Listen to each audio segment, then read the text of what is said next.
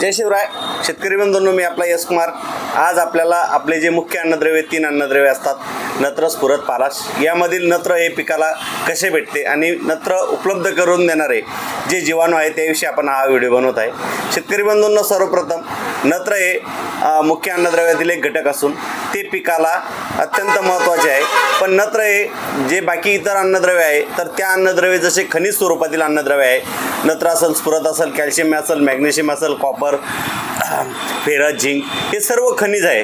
पण नत्र हे वायू स्वरूपातील अन्नद्रव्य आहे जे हवेतून घेतलं जातं. कृषी खात्याच्या वेबसाईटनुसार आपण 78% नत्र हे हवेत असतं.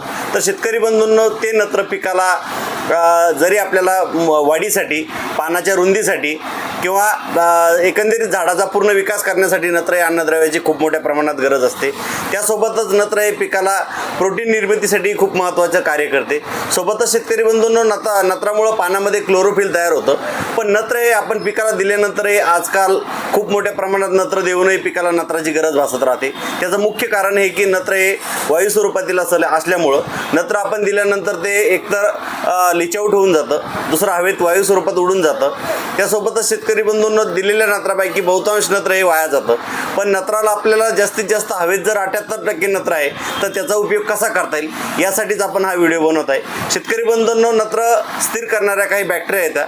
जसं आपण पूर्वीच्या काळामध्ये बघायचो की पिकाला खतं न देताही पीक चांगल्या पद्धतीने यायचं किंवा त्या जमिनीमध्ये खत न टाकता आपोआप आजही आपण बघतो की जंगल भागामध्ये खूप काही त्या झाडांना कोणत्याही घटकाची गरज नसते, कोणत्याही अन्नद्रव्य न देताही पीक चांगले येते. त्याचं कारणच हे असतं की झाडाचा पालापाचोळा जर जमिनीवर पडला तर ते कुजून पिकाला त्या जमिनीचा सेंद्रिय कर्ब वाढून त्या वनस्पतीला हवं ते सर्व प्रकारचे जीवाणू त्या जमिनीमध्ये असतात. तर शेतकरी बंधूंनो, हे जीवाणूच काय करतात तर याविषयीच आपण हा व्हिडिओ बनवत आहे.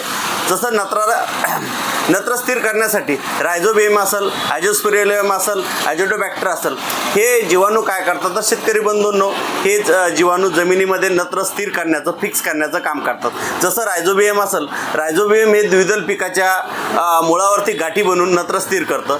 त्या ठिकाणी अॅझोटोबॅक्टर हे मोकळ्या जमिनीमध्ये नत्र स्थिर करण्याचं काम करतं. सोबतच शेतकरी बंधूंना अॅझोस्पिरिलम हे द्विदलवर्गीय पिकावर किंवा ऊस वगैरे या पिकाच्या मुळावर राहून जमिनीमध्ये नत्र स्थिर करतं. शेतकरी बंधूंनो, हे नत्र पिकाला पाहिजे त्या स्वरूपात कन्वर्ट करण्याचं काम या बॅक्टेरिया करत राहतात. जसे हवेतून नत्र घेतलं, NH2 स्वरूपात नत्र असतं, ते NH3 स्वरूपात बदलून देण्याचं काम हे बॅक्टेरिया करतात. आणि त्यानंतर पीक हे NH4 म्हणजे Hचा 4 अणू असा त्याचा अर्थ होतो, प्लस ते धन आयन असतं.